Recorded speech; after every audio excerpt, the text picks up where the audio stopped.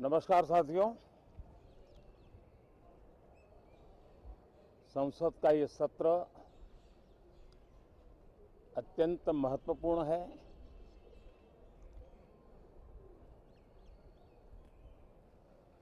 देश आज़ादी के अमृत महोत्सव मना रहा है। हिंदुस्तान में चारों दिशाओं में से इस आज़ादी के अमृत महोत्सव के निमित्त रचनात्मक, सकारात्मक, जनहित के लिए, राष्ट्रहित के लिए सामान्य नागरिक अनेक कार्यक्रम कर रहे हैं, कदम उठा रहे हैं और आज़ादी के दीवानों ने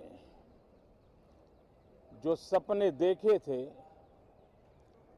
उन सपनों को पूरा करने के लिए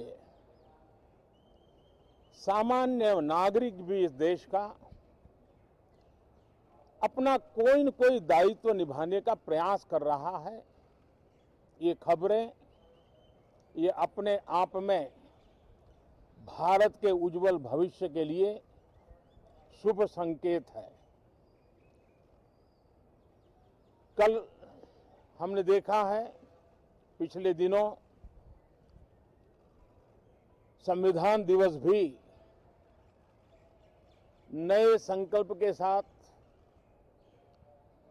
संविधान के स्पिरिट को चरितार्थ करने के लिए हर किसी के दायित्व के संबंध में पूरे देश ने एक संकल्प किया है। इन सब के परिप्रेक्ष्य में हम चाहेंगे, देश भी चाहेगा, देश का हर सामान्य नागरिक चाहेगा कि भारत का संसद का ये सत्र और आगे आने वाले भी सत्र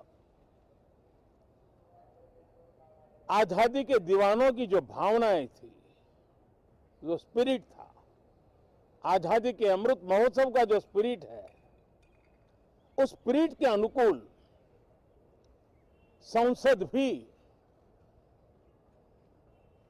देश हित में चर्चाएं करे, देश की प्रगति के लिए रास्ते खोजे, देश की प्रगति के लिए नए उपाय खोजे और इसके लिए ये सत्र बहुत ही विचारों की समृद्धि वाला, दूरगामी प्रभाव पैदा करने वाले सकारात्मक निर्णयों वाला बने। मैं आशा करता हूं कि भविष्य में संसद को कैसा चलाया, कितना अच्छा कंट्रीब्यूशन किया, उस तराजू पे तोला जाए, न कि किसने कितना जोर लगा करके संसद के सत्र को रोक दिया। ये मानदंड नहीं हो सकता है।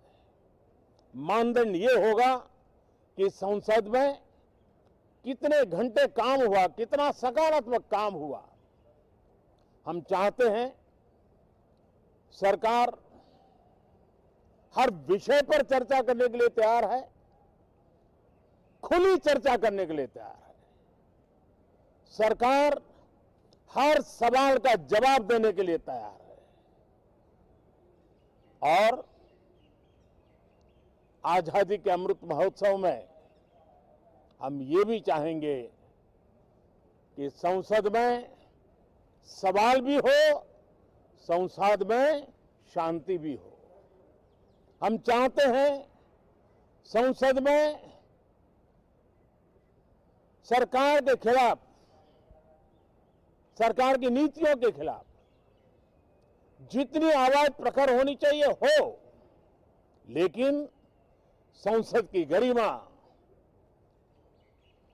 स्पीकर की गरिमा, चेयर की गरिमा, इन सब के विषय में हम वो आचरण करें जो आने वाले दिनों में देश की युवा पीढ़ी को काम आए। पिछले सत्र के बाद कोरोना की विकट परिस्थिति में भी देश ने 100 करोड़ से अधिक डोजेज कोरोना वैक्सीन और अब हम 150 करोड़ की तरफ तेजी से आगे बढ़ रहे हैं। नए वेरिएंट की खबरें भी हमें और सतर्क करती हैं और सजग करती हैं। मैं संसद के सभी साथियों को भी सतर्क रहने के लिए प्रार्थना करता हूं। आप सभी साथियों को भी सतर्क रहने के लिए प्रार्थना करता हूं, क्योंकि आप सबका उत्तम स्वास्थ्य, देशवासियों का उत्तम स्वास्थ्य ऐसी संकट की घड़ी में हमारी प्राथमिकता है। देश के 80 करोड़ से अधिक नागरिकों को इस कोरोना काल के संकट के में और अधिक तकलीफ न हो, इसलिए प्रधानमंत्री गरीब कल्याण योजना से अनाज मुफ्त में देने की योजना चल रही है। अब इसे मार्च 2022 तक समय आगे कर दिया गया है। करीब 2,60,000 करोड़ रुपए की लागत से 80 करोड़ से अधिक देशवासियों को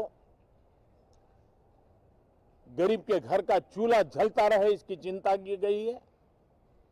मैं आशा करता हूं कि इस सत्र में देश हित के निर्णय हम तेजी से करें, मिलजुल करके करें, सामान्य मानवीय की आशा अपेक्षाओं को पूर्ण करने वाले करें, ऐसी मेरी अपेक्षा है। बहुत बहुत धन्यवाद।